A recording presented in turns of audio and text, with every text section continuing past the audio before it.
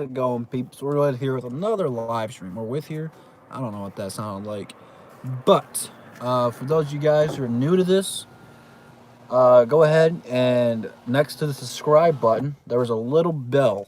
You want to hit that bell so you get notified with updates for when I go live or post a video or even post something on here. So you guys don't really want to miss out on that. You guys want to hit that button. Go ahead. Don't miss anything that I do because some of it's good. Some of it's pretty good. But we got some stuff to talk about. Pistons beat the Raptors last night. How's it going, guys? How's it going? And I think this just showed how much of a coach Dwayne Casey is. Dwayne Casey's a really good coach. Beat his team 3 times this season. I think the Raptors screwed up with that one. But I think the Raptors for Dwayne Casey. Everyone's stepping up, man. Andre Drummond. Only player in NBA history. Now, think how many people there were in the NBA, okay? Only person in NBA history to have 4 seasons with 1,000 points, 1,000 rebounds, 100 blocks, and 100 steals. Only person in NBA history. Hakeem only had 3. Kevin Garnett only had 3. Kareem, Hakeem, and KG. So, I mean, that's pretty big company. And he's only 25. So he could do this 4 more times through his career. It's crazy how young and talented this guy is. I missed a couple. How's it going? How's it going, Pistons fan? Yeah, man, Thon Maker had an absolute crazy game yesterday. This is why we traded for this guy. I almost made a video comparing him to Rasheed Wallace. Only reason I didn't is I feel like people take that out of context. I'm not saying he is Rasheed Wallace, but I feel like he's the missing piece of this team to help build something. Probably one of the best rim protectors in the NBA. He's got to be in the top 10. This guy lays his body out. Great defensive player. And he's lengthy. I was just about to say he's kind of like Tayshaun. I didn't really want to compare him to Rasheed because he's not the offensive juggernaut Rasheed was. I was just trying to say he was like the missing piece to this team. The Pistons back in 2004 were missing something. They traded for Rasheed and they got that something and won a championship. But I figured most people would take it that I was comparing him to Rasheed Wallace or that we were going to win a championship. So I kind of held off. Like it was a good idea in my head and I knew what I meant, but I don't know if I could relay it to you the way I wanted it to. So I didn't end up doing it, but he's a steal for Stanley Johnson. Just contributed way more to this team than Stanley does. Not knocking Stanley. Stanley was a good defender, but really inconsistent. So I'm glad we got Thon. I like Thon. I might have to get his jersey. But the Pistons looked more energized last night and motivated. And that might just be because, Dwayne Casey motivated him to beat his own team again. I don't know. But the last couple games against the Nets and the Heat, we looked tired and fatigued and not interested. Last night, we looked like we were a playoff team again, which happens. I mean, I think the Pistons were just a little burnt out. They had to play a lot of games in a certain amount of time. We're going to see how well they do tonight. They got to play Cleveland. It should be an easy game. But again, you got to see how focused the Pistons are going to be. If they take this game lightly. Last time they played, Kevin Love didn't play. I think Kevin Love's going to be back tonight. Ish Smith is the guy who helps that second unit. If Ish is not having a good game, odds are we're not going to have a good game. There was that play, he got like 2 or 3 just saves, offensive rebounds, whatever you want to call them, to keep that possession alive, and we ended up with a 3. The smallest guy on the court getting the ball. He was on one side of the court to the other, making some plays happen.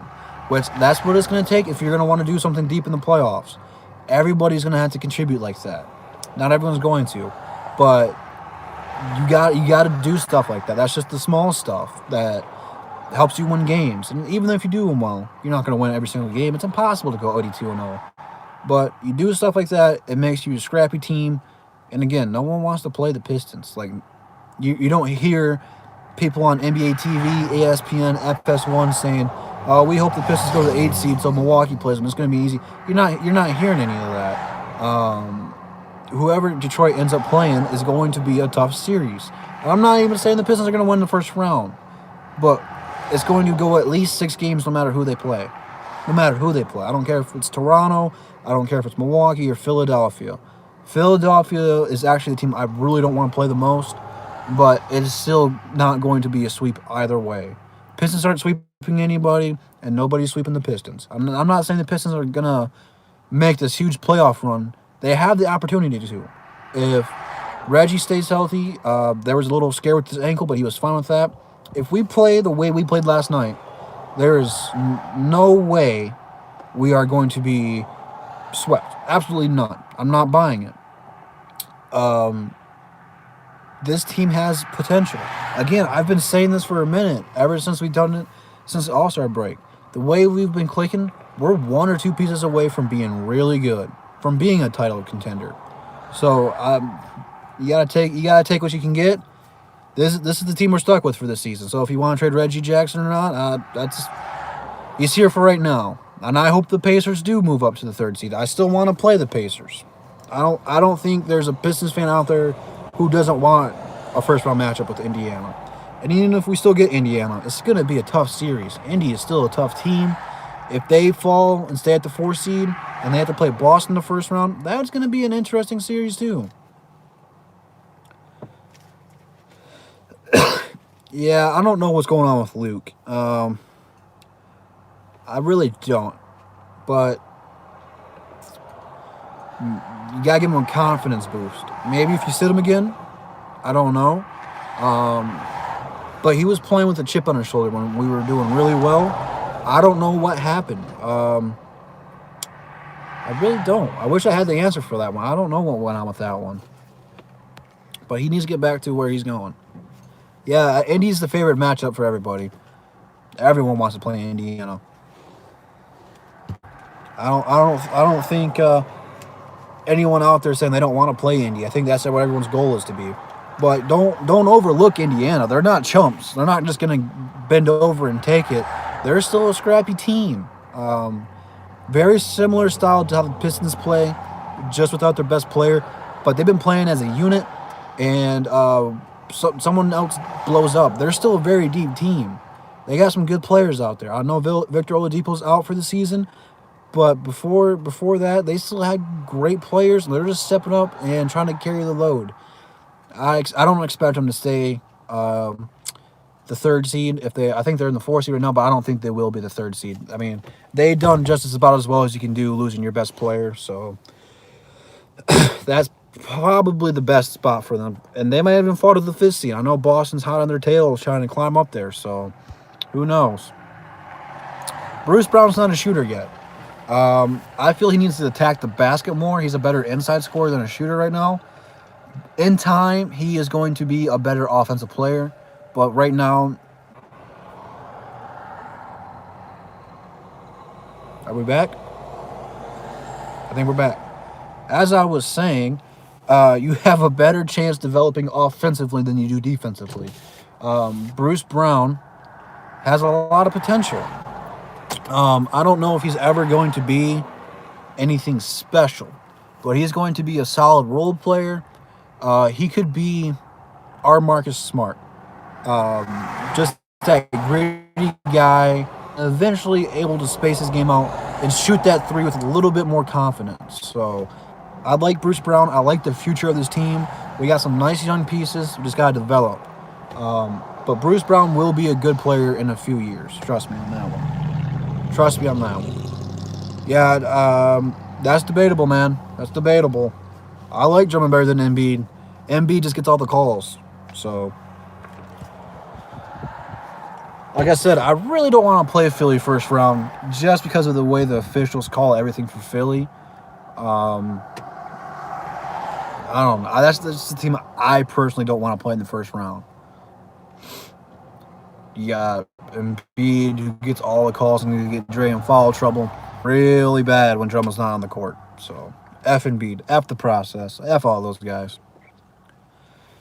And the thing about Embiid, man, is he's got a lot of potential and a lot of talent right now. He doesn't need to flop. That's just... I hate this whole flopping stuff. I mean, every once in a while you got to do it to get the call. I understand that, but every time, man, these guys, they're good actors, and it really bugs me. That's why I can't put LeBron in the GOAT conversation because of all the flopping and stuff. The guys aren't aggressive anymore. They want calls. They don't want to make stuff happen. They want everything given to them. Given to them. Come on, Drew.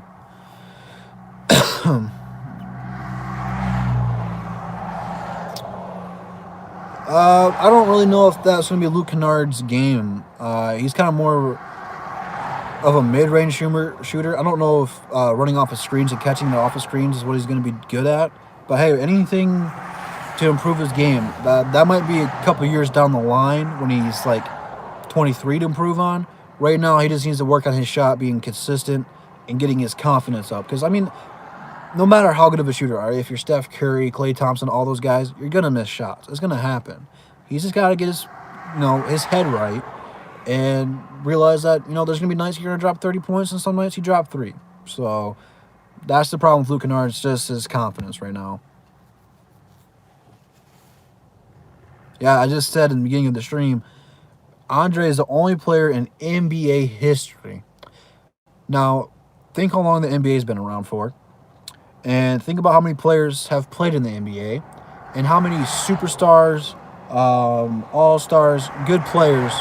And not a single person has as many seasons as Andre Drummond with 1,000 steals, 1,000 rebounds, 100 steals, and 100 blocks.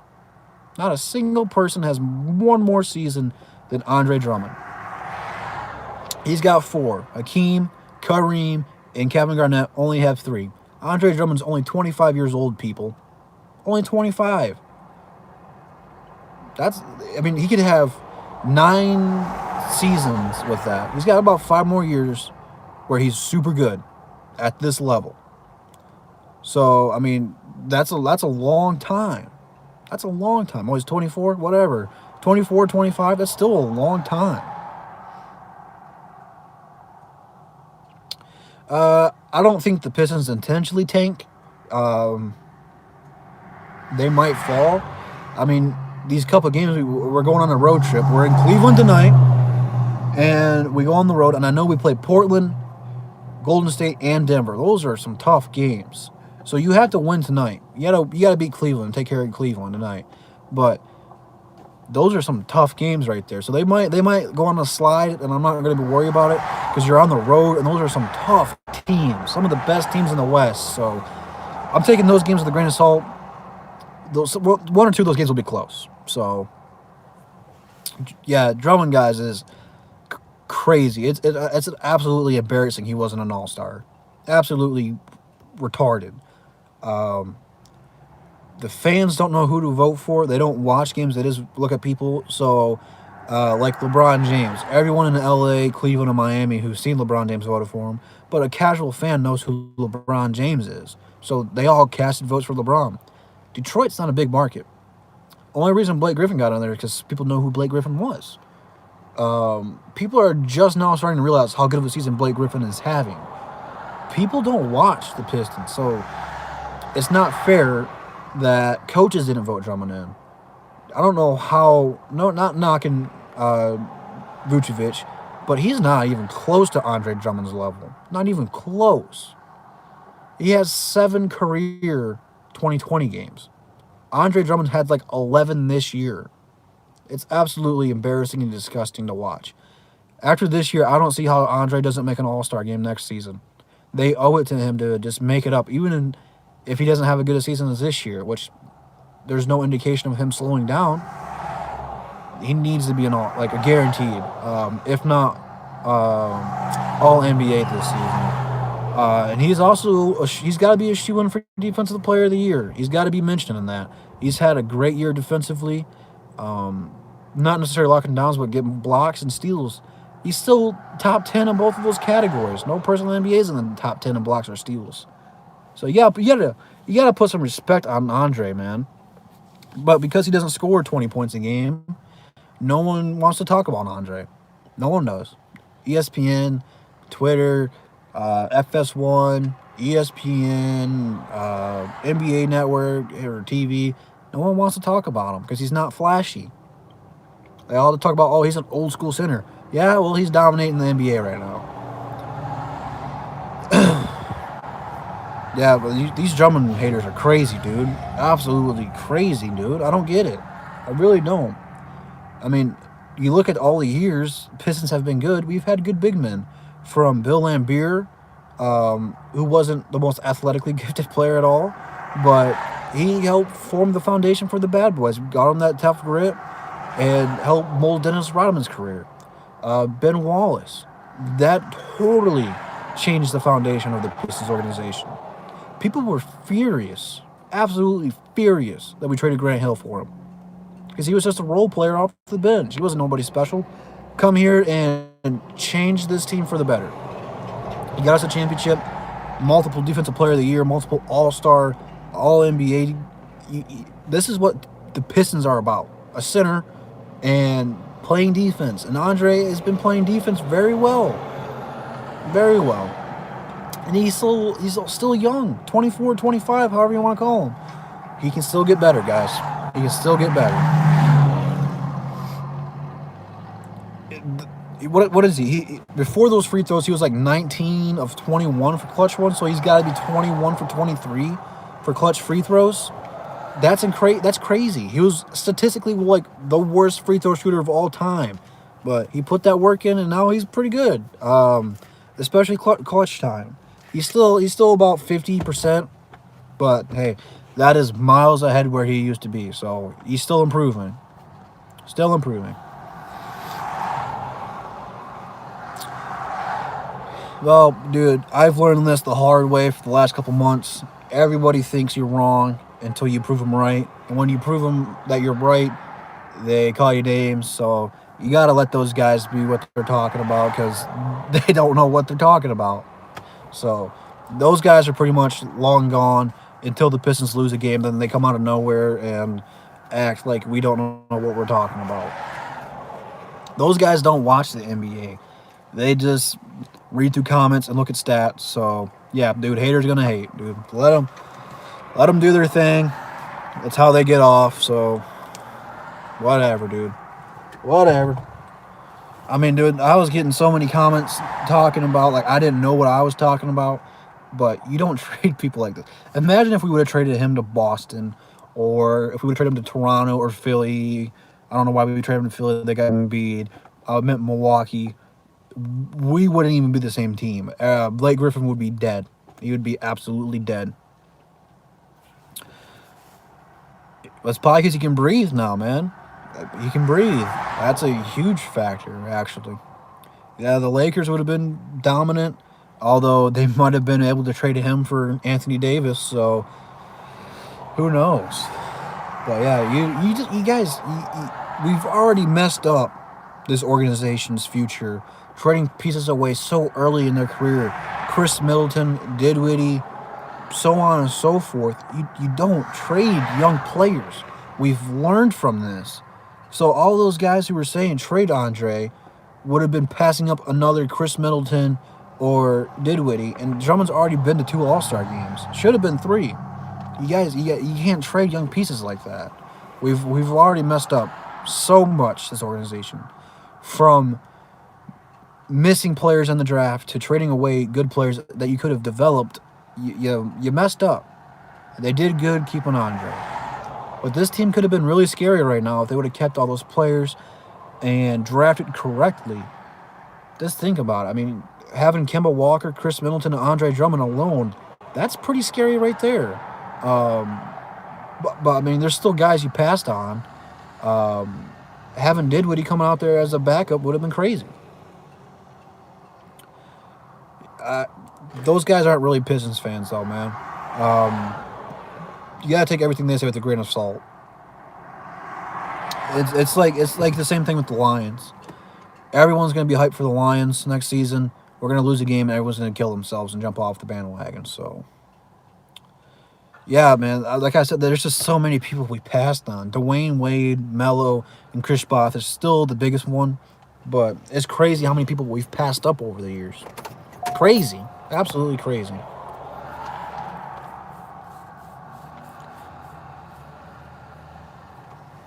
Yeah, I liked Chris Middleton. Who was the other guard that we had with him? Oh man, dude, take me back to that. There was it Austin Dye maybe?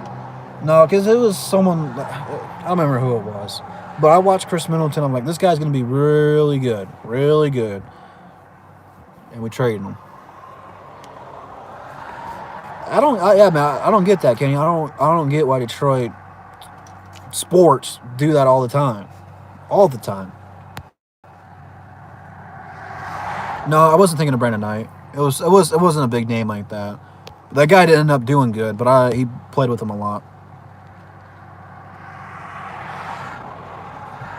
Yeah, see, great minds think alike. Yeah, they also could have had OBJ, I think. We could have had Calvin Johnson and OBJ, two of the most athletically gifted receivers of all time. That could have been crazy, too. I would have liked Darnold. That would have been definitely a push for the right position for the Lions. I know his Anta was still healthy, but man, dude, that draft class and what we got was, oh my god. I'm not giving up on Kennard yet, though. I like Kennard. I'm not giving up on him.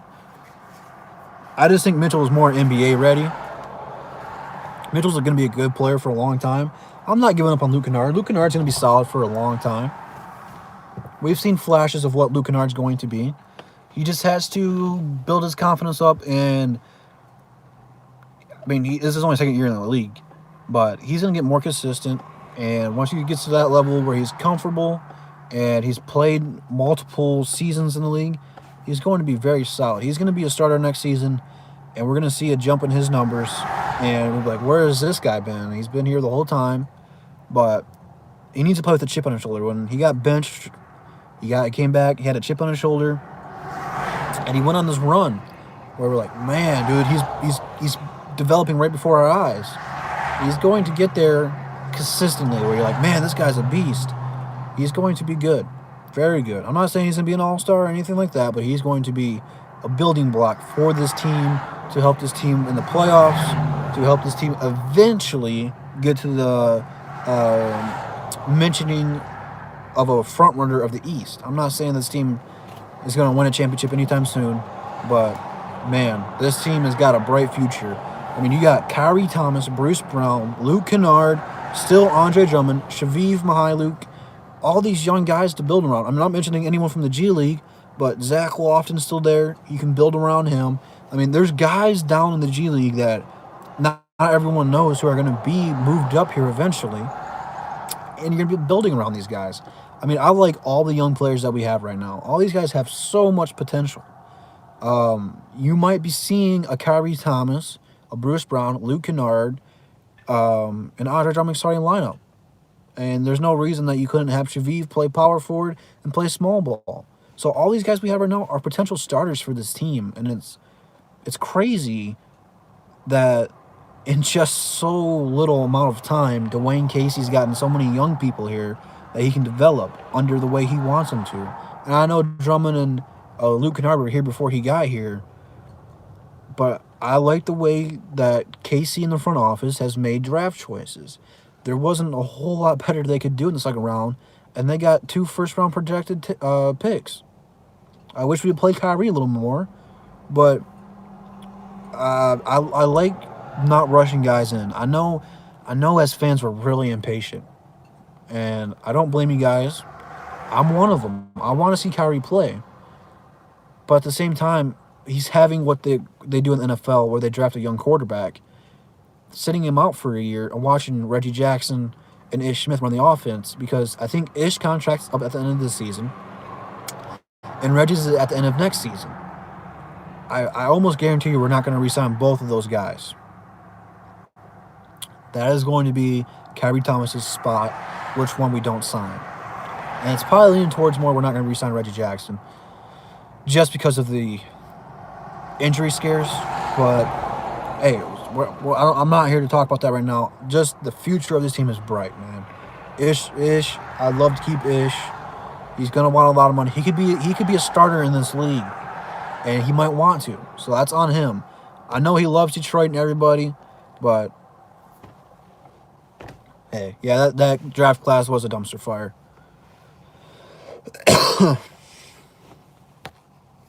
Everyone loves Ish. I don't think anyone doesn't love Ish. But like I said, this future's bright, very bright.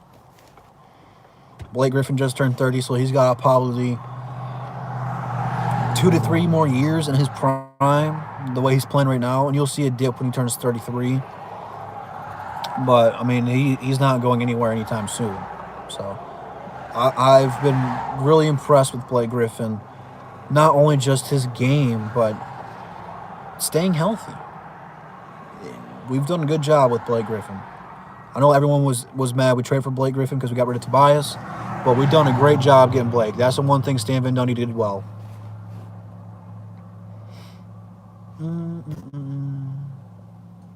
Mini microwave. I like that. I think the Pistons do. Lions still have to prove to me that they are going to take these moves seriously. I still am not 100% bought in yet. I'm about 85%. I like what Patricia has done. Getting guys that he knows that have played in his system that are going to be smart players. And this is really Patricia's year. Last season, you have to discount any time in the NFL a coach's first season because it's not his system yet. He doesn't have his players. We switched our defense completely from a 4-3 to a 3-4, and that's completely different. So this season, there's a lot more pressure on Patricia to do well. So until he proves to me that he can do that, I'm not 100% sold on the Lions yet. Casey's already got his. It takes way shorter amount of time in basketball to implement your game plan because basketball is more simple than football. So I think the Pistons' future is more brighter. Doesn't mean the Lions can't do better, if not as great as the Pistons. But I like the Pistons' future a little bit better just from the young players that we got. Let's see, I missed a couple here.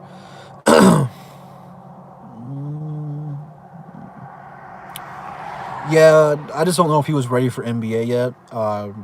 You guys still have to realize that college and NBA is way faster. People in the NBA are way more athletic and smarter. So I don't have a problem resting him and getting him more developed. So you just gotta be patient. He'll get his time eventually. Yeah, who did they lose to in the buzzer beater? I seen that they lost. Well, who was it? Oh man, I just seen the highlight. Who hit that buzzer beater? The Clippers, right? Yeah. So that's good. I know, and I think Patricia has a chance to be a good coach.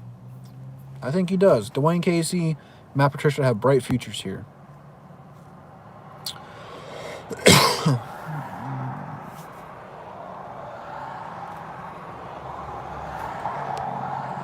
Yeah, this has probably been the best offseason for the Lions overall in a very long time. We've done some good moves, and I trust Bob Quinn to draft some good players. Like I said, after he drafted Han, I got 100% faith in him. I hope we didn't just get lucky, but they're doing their job, and I like it. Yeah, that's why I said it's a little bit easier to win basketball games because football is so much more complex. You actually have to run plays and change your game plan because people adjust.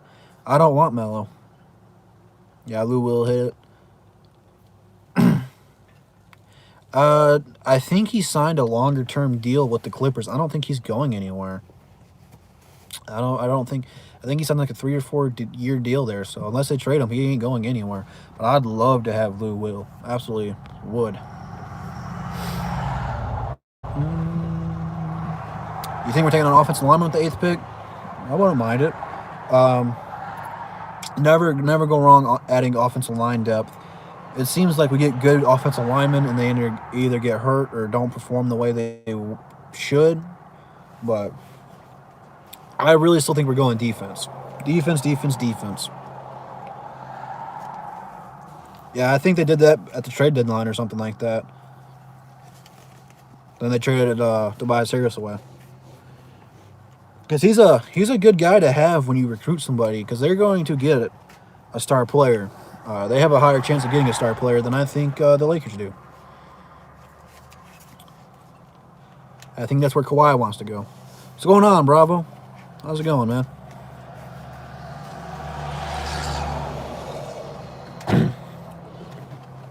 I appreciate it. I try my best every single day.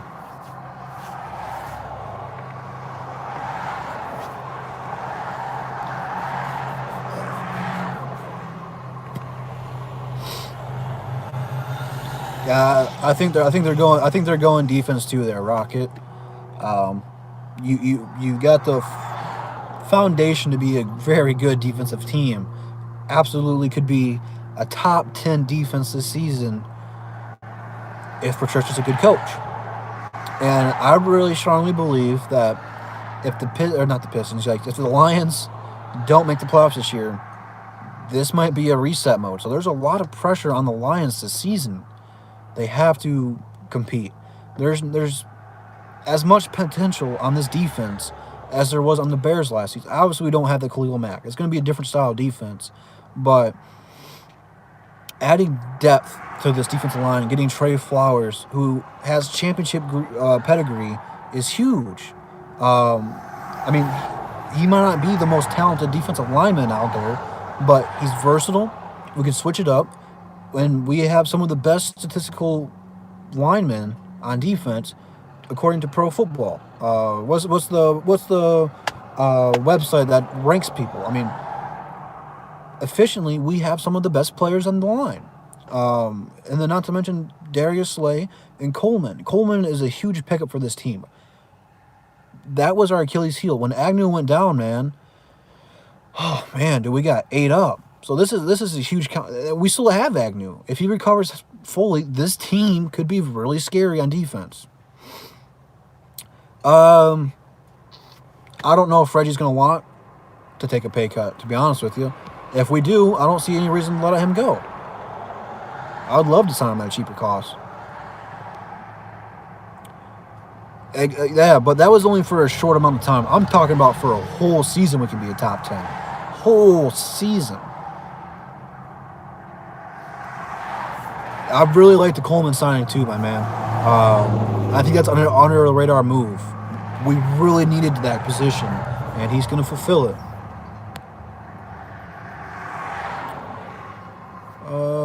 Who's the safety that we got? I don't know. Who did we sign at safety?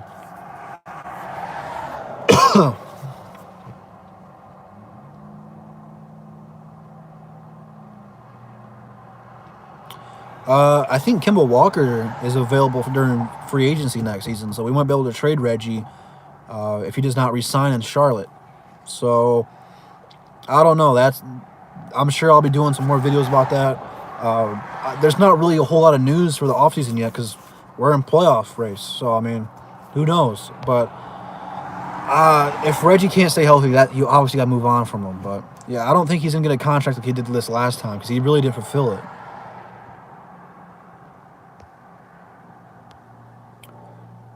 Oh, yeah, I seen that.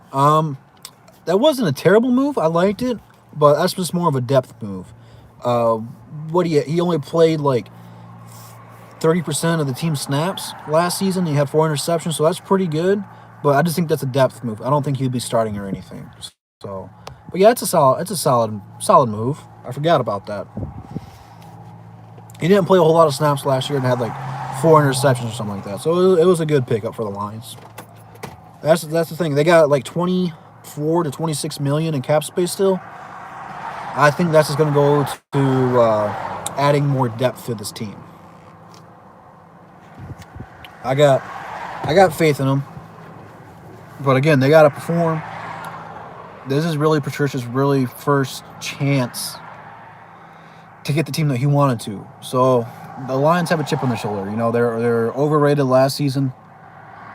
And it was my fault. I admit to my mistakes. I thought this team could be a playoff team last season, and they just couldn't. I knew as soon as I seen that the Lions switched from a 4-3 to a 3-4 that we were in deep trouble. And, of course, we had Jim Bob Cooter just doing the same plays every time. So, yeah, that was my bad last season.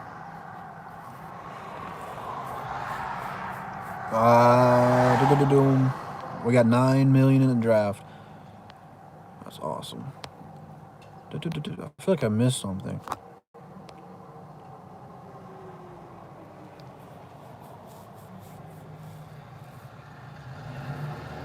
I feel like I missed one of you guys. I'm sorry. I don't know if I missed one or not. Well, I didn't hear about the Marcus Cooper signing. When did that happen? Or has he been on the team? I don't know who Marcus Cooper is. I'm sorry. Hey, how's it going, man? Just chilling before I have to go back to work. Actually, I think he is expiring. That's good. That's more money off our books.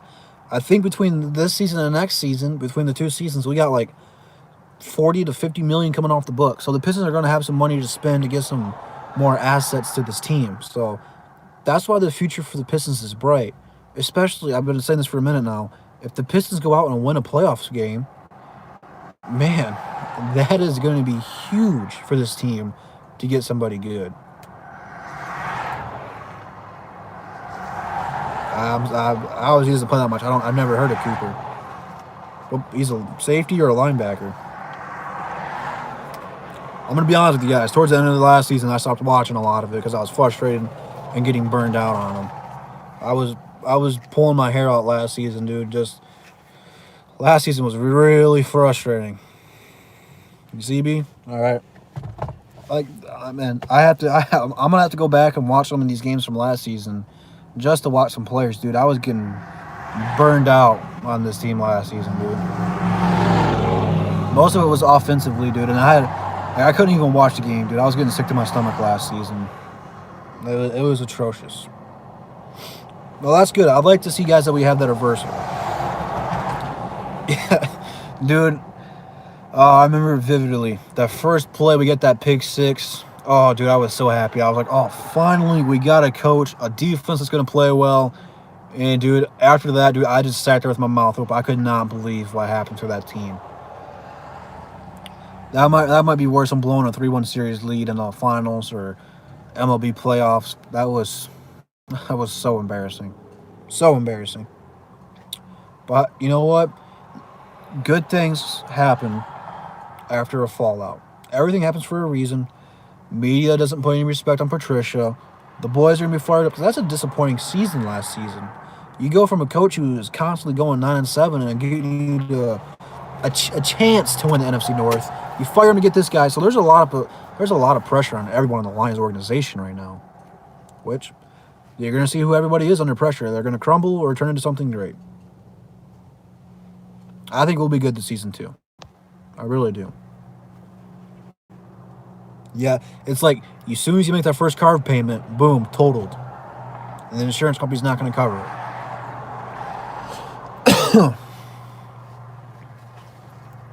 It was also kind of like when the cartoons where the water starts leaking and you plug it with one finger and then it comes out on the other side and you plug it with that and then it just keeps coming and coming and coming. So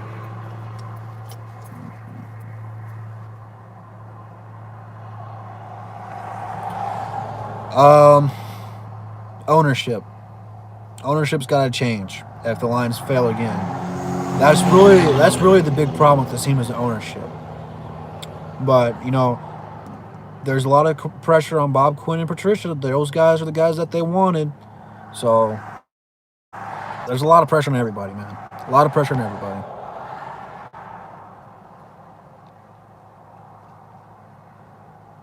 You want the Lions to cut Marvin Jones?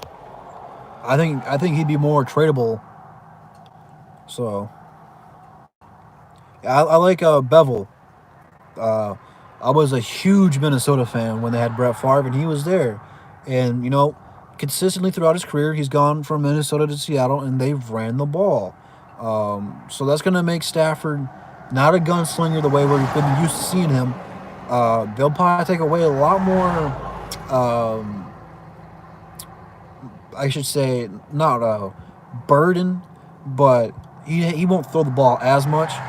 But you're going to see a lot more Stafford that you're used to at the same time because the run opens up play action and deep throws.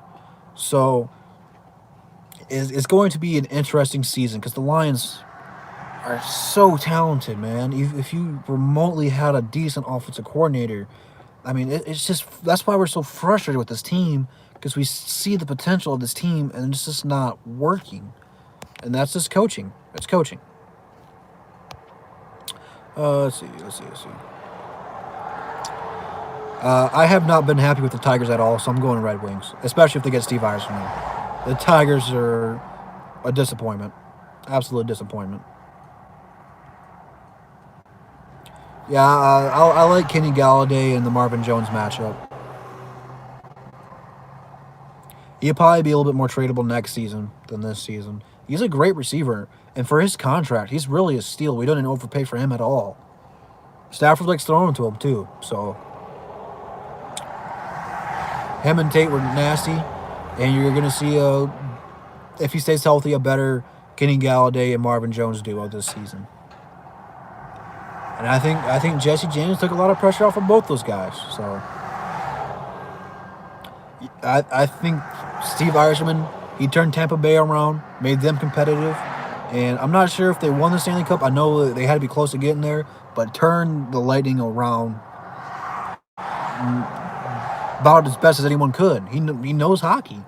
He knows how to get players, make moves. Stevie Y needs to get here. Absolutely. If the Red Wings don't get Steve Yzerman, it's just. But I have not liked. Let me say this: the Tigers, man, probably one of the biggest disappointments in the last 10 seasons. There is no excuse. All that talent on that roster that they did not win one World Series. One World Series. Verlander won one last year. You trade him away. Scherzer, Rick Porcello both won Cy Youngs. J.D. Martinez is one of the best hitters. You had Miguel Cabrera, Victor Martinez, and Miguel Cabrera. Victor, Prince Fielder, and Martinez all on the same team, and all you could do was get to the World Series and get swept. You had some of the greatest starting pitchers in the game, and couldn't do anything. Your bullpen sucked, but all that talent and you couldn't do anything. That has to be one of the biggest disappointments in Detroit history. I mean, dude, that's just looking back on that team.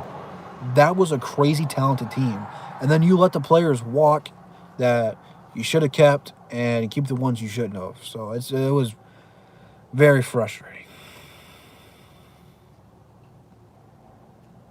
Yep, that's exactly what I thought. At first, I was leaning towards rubbing off on Galladay, but him and Brandon Powell play similar. So that's probably going to be a move for the future. I think Powell has a lot of potential. He learned from Golden Tate for a little bit. Now he's going to be able to learn from a guy who's won multiple Super Bowls and is a smart player. Everyone that comes out of New England is smart. You have to be smart to play in New England. So if he's wise, he'll listen to him and take any advice that he's got from him. But that being said, ladies and gentlemen, I have to get back to work. I appreciate you all for coming out. I had fun. You guys know how to make an hour fly by fast. So for those of you guys who weren't here in the beginning,